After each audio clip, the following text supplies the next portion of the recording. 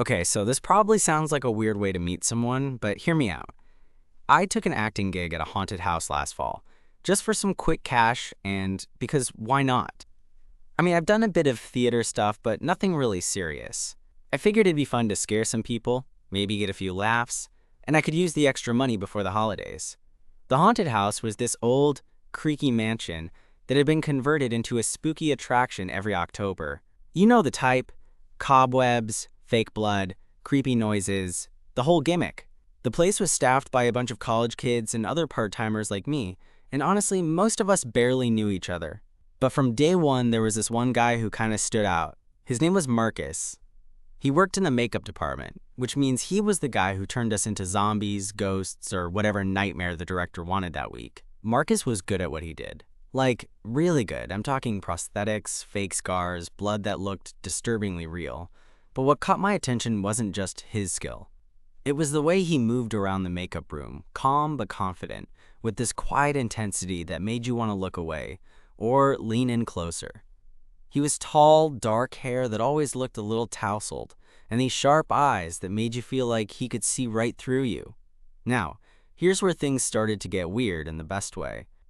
During the first makeup session, Marcus kept touching me, not like a quick brush of the cheek or adjusting a collar. No, I mean, he was constantly in my personal space, fingers tracing along my jawline or fixing my costume strap, lingering just a little too long. And every time he did, I swear I felt this electric buzz shoot through me. I tried to play it cool, told myself it was just part of the job.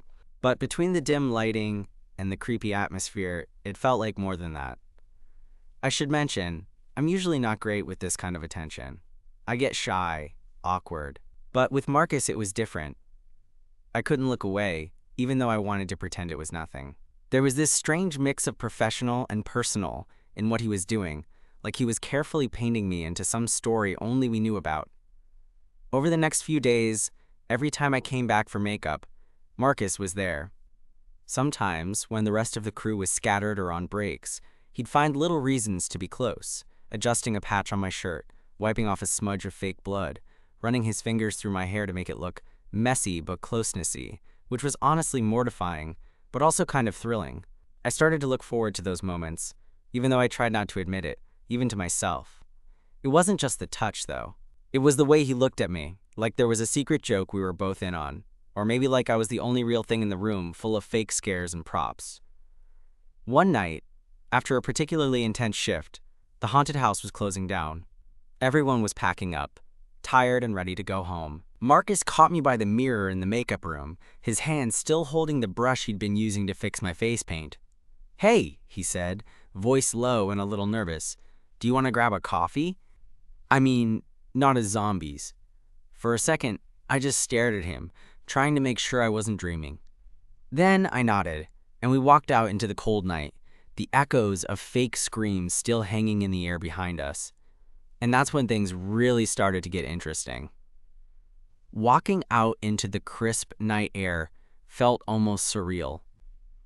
One minute we were in this chaotic, creepy, haunted house filled with fake spiders and blood, and the next it was just Marcus and me standing under a flickering street lamp, the sounds of the city muffled around us. I realized I hadn't even asked where the coffee place was or how long he'd been working makeup for haunted houses. Somehow, it felt like the kind of moment where normal small talk wouldn't cut it. "I'm glad you said yes," Marcus said, breaking the silence as we started walking down the street. His voice was quieter than I expected, almost like he was nervous too. That threw me off because I had pegged him as this confident, no-nonsense type. "Me too," I admitted, trying to keep my tone casual even though my heart was definitely doing something weird in my chest. "Honestly, I was half expecting you to say no or maybe just leave without a word." He laughed softly, a kind of short, warm sound that made me want to hear more of it. "Nah, I don't do that. I'm bad at goodbyes."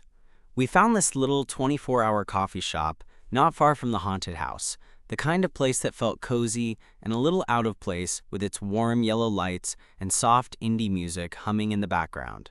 We took a booth in the corner, and for a moment it was just the two of us. No makeup, no fake blood, no costumes, just Marcus and me. So I said, trying to start somewhere simple, How did you get into makeup for haunted houses? Seems like a really specific niche. Marcus grinned and ran a hand through his hair, the way he always did when he was thinking hard. I've always been into horror movies and special effects. When I was a kid, I'd try to recreate monsters with stuff I could find at home. Later, I started studying makeup art in school. Haunted houses were just a way to get experience and meet interesting people, I guess.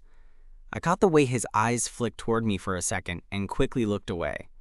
There was something earnest about him, this mix of passion and a little self-deprecating humor that made me want to lean in closer.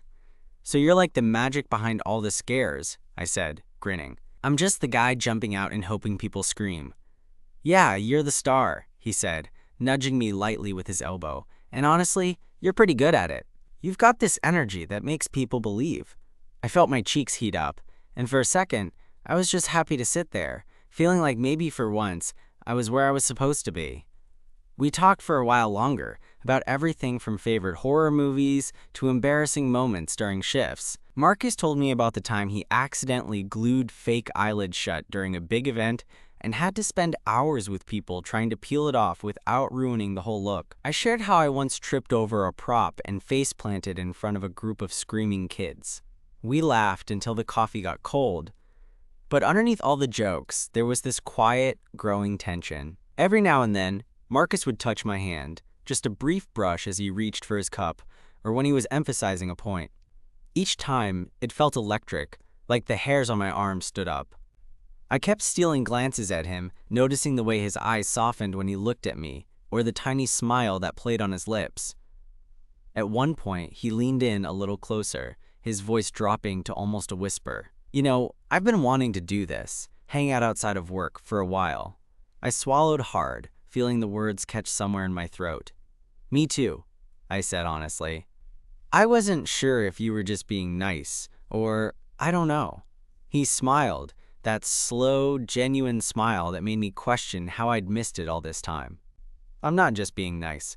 There was a pause where the world seemed to shrink down to just us and the sound of the rain starting to patter against the window. "Do you want to come back to my place?" Marcus asked suddenly, like he was testing the waters. I hesitated, heart pounding, but something inside me said yes. So I nodded. The walk back was quieter, but it felt even more electric. When we got inside his apartment, it was like being wrapped in warmth. The walls were covered in movie posters and shelves full of makeup kits and horror novels. He offered me a drink, and as we sat on his couch, the distance between us grew smaller. He reached out, fingers brushing my hair back from my face, and I didn't pull away. Instead, I leaned into the touch, and that was when I realized this wasn't just some awkward crush or fleeting attraction. There was something real here, something that had been simmering under all the fake scares and makeup brushes. Marcus looked at me, eyes shining with something I wasn't ready to name yet, and whispered, "I'm glad you took that acting gig." And honestly, so was I. I sat there for a moment, the words hanging between us like the last note in a song. "Me too," I whispered back, mostly because I didn't know what else to say. His apartment felt like a sanctuary after the chaos of the haunted house. The soft hum of a fan, the gentle flicker of some candles he'd lit, and the faint scent of coffee still lingering in the air. Marcus shifted closer on the couch, and I noticed the way his leg brushed against mine. It was subtle, but it sent this electric thrill through my chest. I wanted to say something smart or smooth, but instead, I just smiled and looked down at my hands. "So," he said, breaking the quiet with a half smile, "what made you decide to do the haunted house gig in the first place? Seems like a strange choice for someone who's obviously not trying to be the big scary guy." I laughed, a little embarrassed. Honestly, I needed the money. And I figured it'd be a fun way to shake up my fall. I'm not exactly a pro actor or anything, but I like to think I'm decent at making people jump. He nodded, eyes bright with interest. "You definitely have the jump scare down. I almost screamed a few times watching you out there." I flicked my eyes toward him, trying to catch that casual charm he always seemed to have. "Well, maybe I should let you do the scaring while I hide in the makeup chair." He laughed, a sound that made my chest feel warm. Then his voice softened. "You know, I was a little nervous about asking you to coffee. I wasn't sure if the whole constantly touching you while doing makeup thing was coming on too strong." I looked up, genuinely surprised. I thought it was just me being weirdly into it. He gave me that small, knowing smile again. You weren't the only one. The tension between us shifted, easing into something more comfortable but no less charged. For a moment, neither of us said anything, just sitting close enough that I could feel the heat radiating off him. Then, almost on a whim, Marcus reached out and tucked a stray lock of hair behind my ear. It was such a small gesture, but it felt loaded with meaning. The kind of touch that says, I'm here, and I want you to be here too. I've been doing makeup for haunted houses for a few years, Marcus said, his voice quieter now, like he was sharing a secret. It's a weird job, but I love how it turns the ordinary into something else. Like, when I'm working, I'm creating a whole world from scratch. And sometimes I get attached to the people I work with.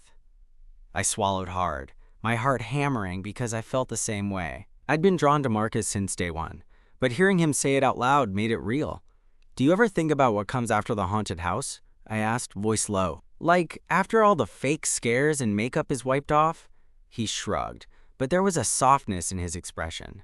I try not to think about it too much. But yeah, I guess I do. I want more than just the nights and the masks. I nodded. Me too. There was a long pause, the kind that's full of possibility. Finally, Marcus shifted closer until our knees were touching. Can I kiss you? I barely had time to say yes before his lips brushed against mine. It was gentle at first, testing the waters, then deepened into something warmer and more urgent. I felt like I was floating, like every nerve ending was suddenly alive. When we finally pulled apart, neither of us spoke for a moment. Instead, we just looked at each other, breathless and grinning like idiots. I didn't expect this when I took the gig, I said, laughing softly.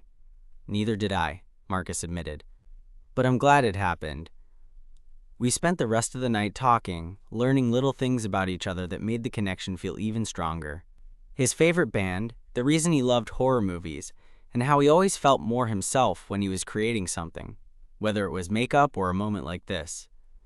By the time I finally left his apartment, it was nearly dawn. I couldn't stop smiling as I walked home, my mind replaying every touch, every look, every laugh. The haunted house gig was supposed to be just a temporary thing, a way to make some money. But now, it felt like the start of something else entirely, something real. And honestly, I couldn't wait to see where it would go.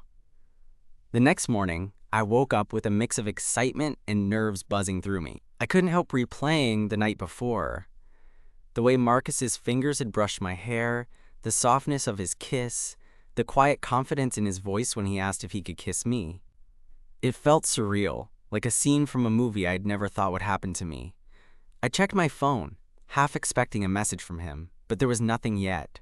I told myself not to overthink it. He probably had a million things to do with the haunted house season ramping up. But I couldn't help glancing at my screen every few minutes. Work that day was a weird mix of normal and different. Walking into the haunted house felt the same. The smell of latex and fake blood. The dim lighting, the nervous chatter among the crew, but everything shifted once I spotted Marcus across the room. His eyes found mine instantly, and that little smile he gave made my stomach flip. When it was time for makeup, he pulled me aside before anyone else showed up. Hey, he said softly, do you want to grab lunch after the shift? I nodded, trying to sound casual even though my heart was racing. Yeah, I'd like that. The rest of the day flew by. We worked our usual roles. Me jumping out from behind doors, Marcus expertly transforming the other actors into monsters. But there was this invisible thread connecting us. Every time he touched my arm or adjusted a fake wound on my neck, it felt electric. And honestly, I caught myself watching him more than the guests. Lunch was at this little taco place a few blocks away. Nothing fancy, but perfect for a casual vibe. We sat outside, the sun warming the air, and for the first time, it really felt like we were just two guys hanging out, not scared actors and makeup artists. So Marcus started, biting into his taco. How did you get into acting in the first place? I mean, beyond needing some extra cash, I shrugged. I guess I always liked performing. Even as a kid, I liked making people laugh or jump. But I never thought of it as a career or anything serious, just something fun. What about you? Ever think about doing makeup professionally, like beyond haunted houses? His eyes lit up. Yeah, actually. I'm working on building a portfolio for film and TV. Haunted houses are fun, but I want to create looks that tell stories on a bigger scale. I smiled, impressed by his ambition. You'd be great at that. He looked down at his food for a second, then back at me. Thanks, that means a lot. There was a comfortable silence between us, and I realized how much I was enjoying simply being with him. No costumes, no makeup, just two people getting to know each other. After lunch, we went back to the haunted house, but the energy between us had shifted. We were more open, teasing each other, sharing little jokes that no one else seemed to get. During one break, Marcus caught me staring at him and grinned. Caught you? I laughed, feeling a little embarrassed. What can I say? You're distracting. He leaned in closer, voice low. Good. The weeks passed, and our connection only grew stronger. We'd sneak moments between scenes, brief touches, lingering looks, whispered conversations in the dark. I found myself looking forward to every shift, not just for the work, but for the chance to be near Marcus. One night, after what felt like the most exhausting shift yet, we ended up back at his apartment again. This time, the mood was different. More intimate, more charged. We talked about everything. The fears we didn't usually share. The dreams that felt too big to say out loud. At some point, Marcus reached out and took my hand. I know this is all a bit sudden, he said, but I don't want to rush anything. I just want to see where this goes. With you. My heart swelled. Me too. We sat there, hand in hand, the world outside fading away. It wasn't perfect. There were still moments of awkwardness, moments where I worried about what the future held. But for now, it was ours. The haunted house season ended sooner than I wanted, and with it came the reality that we'd have to figure out what came next. But knowing Marcus was in my corner made it feel like anything was possible. Looking back, it's crazy how a random gig at a haunted house led me to this. Someone who saw me, touched me, and made me feel alive. And honestly, I wouldn't change a thing. After the haunted house season wrapped up, things between Marcus and me settled into this strange, wonderful in-between. It wasn't full-on boyfriend territory yet. We were still figuring out how to be us without the masks and fake blood. But there was definitely something there, something real. We kept texting, grabbing coffee, and sometimes just hanging out watching horror flicks at his place. I learned that he had a wicked sense of humor that didn't always come out at work, and he learned that I had a terrible habit of quoting bad horror movie lines at the most inappropriate times. Like, right in the middle of a serious conversation. One night, we were sitting on his couch, the glow of the TV washing over us as we watched this cheesy slasher movie. I was pretending to be terrified, making Marcus laugh with my over-the-top reactions. When the killer popped up on screen, I jumped and accidentally elbowed him in the ribs. Oof, he chuckled, rubbing his side. Careful, or I might start thinking you don't just want to scare me but hurt me too. I grinned. Maybe I'm just trying to keep you on your toes. He reached out and tucked a stray strand of hair behind my ear, that familiar touch sending a rush through me. You're impossible, he said softly. I shifted closer, feeling the warmth of his body next to mine. Maybe, but you're the one who keeps touching me. Marcus smiled, eyes sparkling in the dim light. I guess I can't help it. It was moments like that when everything felt effortless, like we were the only two people in the world. But real life has a way of creeping in, doesn't it? A few weeks later, Marcus told me he'd gotten a call from a film makeup studio interested in hiring him for a project in a different city. It was a huge opportunity, a step up from haunted houses and the kind of break he'd been hoping for. I was honestly thrilled for him, but at the same time, this wave of panic hit me. What did that mean for us? For whatever we were building? We sat in his kitchen one evening, the air thick with unspoken questions. Marcus reached across the table, taking my hand in his. I don't want to lose what we have, he said quietly. But this job, it might be a few months away, and it could take me far. I squeezed his hand, trying to keep my voice steady. We don't have to figure it all out right now. Let's just take it one day at a time. He smiled, relief flooding his face. I like that idea. We agreed to keep seeing each other, to not pressure ourselves into defining everything immediately. It was imperfect, but it felt honest. Over the next few weeks, our time together became even more precious. Every touch, every glance carried this extra weight, because it might be the last for a while. I found myself wanting to memorize every little thing about him. The way he laughed, how his eyes crinkled when he smiled, the way his hand fit perfectly in mine. One rainy afternoon, we wandered through a nearby park, the damp earth and falling leaves making everything feel quiet and secret. Marcus stopped by a bench and pulled me close. "I don't want to say goodbye," he murmured, resting his forehead against mine. "Then don't," I whispered back. "Stay here as long as you can." He kissed me then, soft, lingering, like he was trying to imprint the moment in both of us.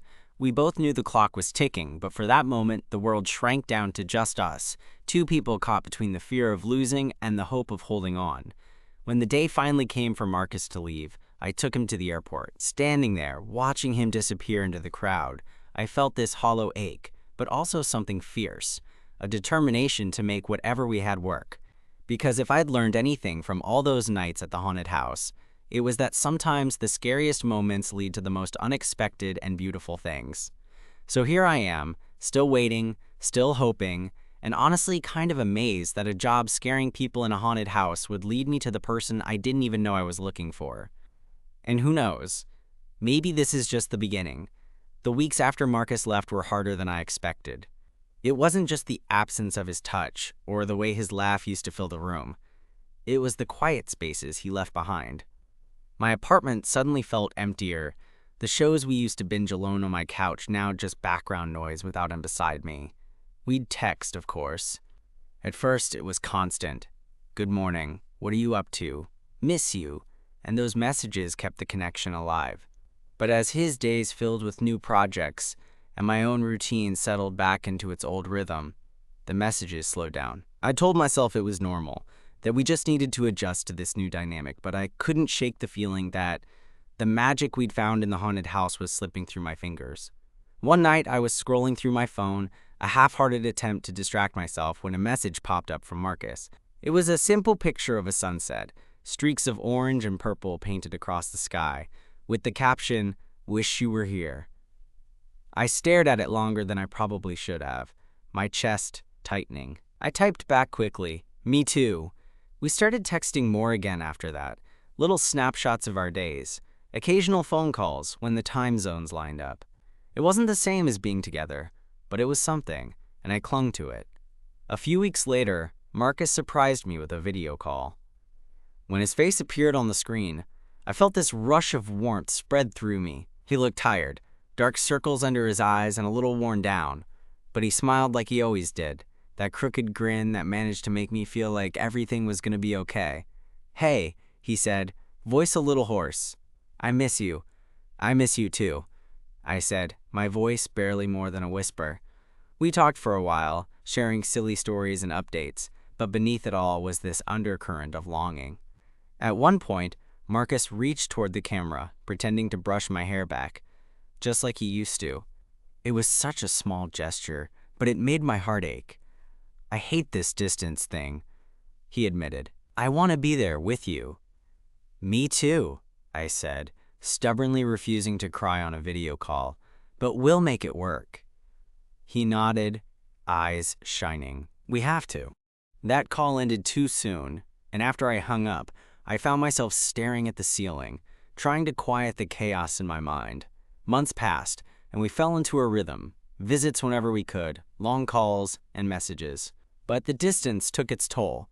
There were moments of frustration, missed calls, and times when I wondered if it was all worth it. One weekend, I flew out to see him.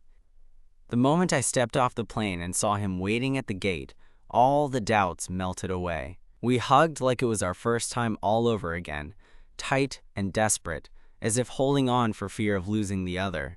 That weekend was perfect in every way. We explored the city, laughed until our sides hurt, and spent long nights just talking, holding hands, and dreaming about the future. For a while, it felt like no distance could touch us, but reality hit again when I had to fly back. Standing in the airport, saying goodbye felt like ripping a piece of my heart out. "I don't want to do this anymore," Marcus said quietly as we hugged. "I want us to be in the same place." "So do I whispered. my voice thick with emotion. We started talking seriously about what that would mean. Jobs, moving, the logistics. It wasn't easy. I had my own career to consider, and Marcus had just started building momentum in his makeup work. But the thought of not trying was unbearable. A few months later, I made a decision that surprised even me. I took a leap and applied for a job in Marcus's city. It was a risk, sure, but the idea of being near him, building something real without the miles between us, felt worth it. When I told Marcus, his smile was like sunshine breaking through clouds. You have no idea how happy that makes me. Now, here we are, in the thick of the move and the new beginnings. It's messy and uncertain, but it's ours. Every day, I wake up grateful that a random haunted house gig led me to Marcus, the guy who kept touching me, who made me feel seen, who showed me that sometimes the scariest things in life are the ones worth chasing. And honestly, I can't wait to see what comes next. The day I finally moved into Marcus's apartment felt surreal. Almost like stepping into a dream I'd been chasing for months. Boxes were scattered everywhere, half-unpacked clothes mingling with my old notebooks, and random haunted house memorabilia. He was there, of course, standing in the middle of the chaos with that familiar, easy smile that had felt like home from the very beginning. We didn't say much at first. Instead, we just took it slow, sinking into the quiet comfort of being in the same space after all that time apart. Marcus made us coffee, the way he did when he was nervous or excited, slightly too strong and a little bitter, but somehow perfect. We sat on the couch amid the mess, shoulders touching, and for the first time in a long while, the distance wasn't a factor. It was just us. Looking at him, I realized how much the journey had changed me. From the nerve-wracking first gig at the haunted house, to late-night texts, airport goodbyes, and finally, this, being here, together without the shadows of uncertainty hanging over us. It wasn't some fairy tale. We'd faced doubts and missed moments and the fear that things might fall apart, but we kept choosing each other, day after day.